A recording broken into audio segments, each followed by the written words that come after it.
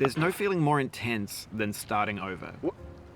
If you deleted your homework the day before it was due, as I have, or if you left your wallet at home and you have to go back after spending an hour in the commute. If you won some money at the casino and then put all your winnings on red, but it...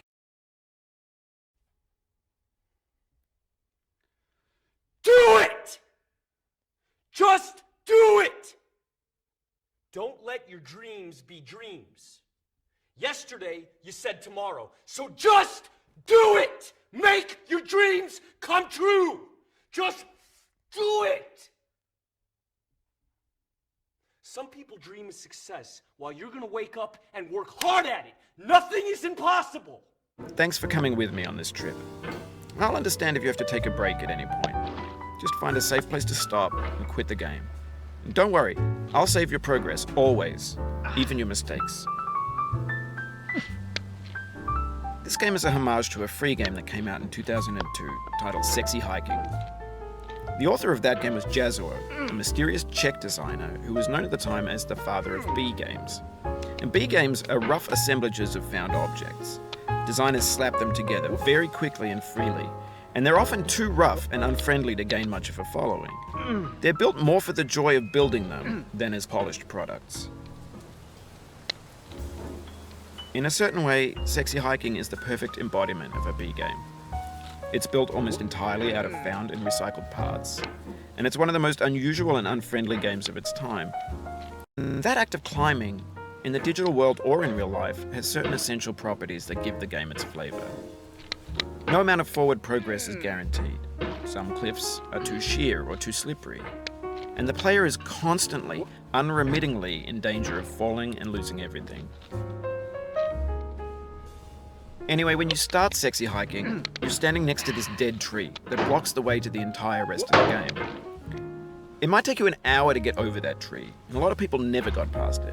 You prod and you poke at it, exploring the limits of your reach and your strength, trying to find a way up and over. And there's a sense of truth in that lack of compromise. Most obstacles in video game worlds are fake. You can be completely confident in your ability to get through them once you have the correct method or the correct equipment or just by spending enough time. In that sense, every pixelated obstacle in Sexy Hiking is real.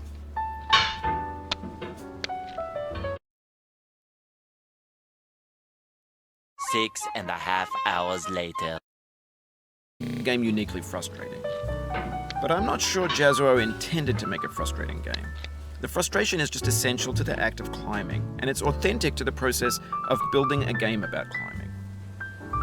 A funny thing happened to me as I was building this mountain. I'd have an idea for a new obstacle, and I'd build it, test it, and it would usually turn out to be unreasonably hard. But I couldn't bring myself to make it easier. It already felt like my inability to get past the new obstacle was my fault, as a player rather than as a builder. Imaginary mountains build themselves from our efforts to climb them, and it's our repeated attempts to reach the summit that turns those mountains into something real. When you're building a video game world, you're building with ideas, bought in a store and assembled into a world. And for the most part, that hasn't happened, because the objects in the stores are trash. I don't mean they look bad or that they're badly made, although a lot of them are. I mean they're trash in the way that food becomes trash as soon as you put it in the sink. Things are made to be consumed and used in a certain context, and once the moment is gone, they transform into garbage. In the context of technology, those moments pass by in seconds.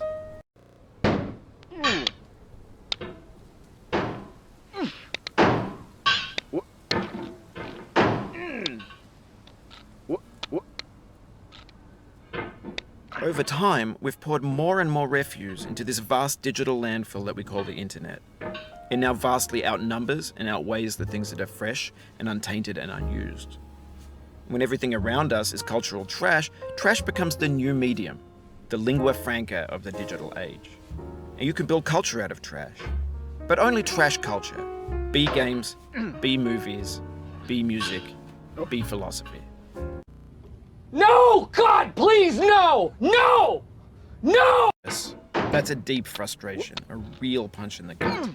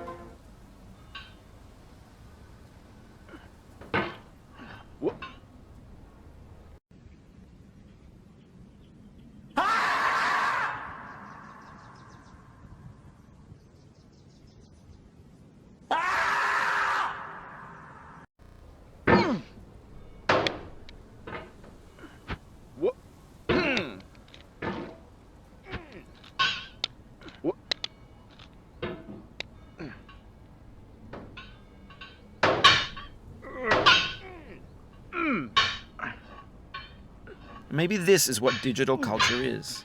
A monstrous mountain of trash, the ash heap of creativity's fountain. A landfill with everything we ever thought of in it.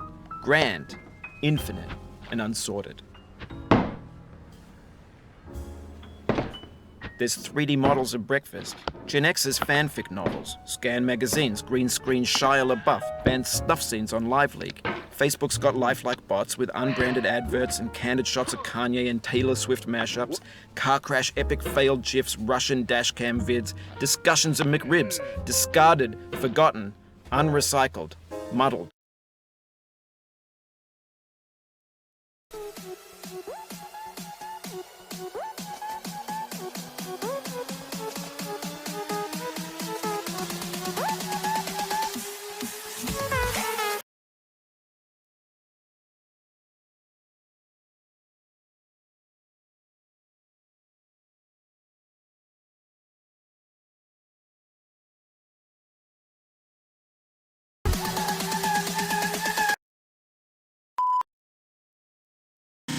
Fucking it, man.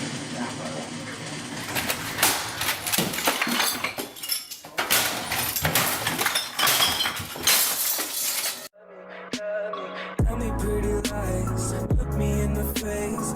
Tell me that you love me, even if it's fake.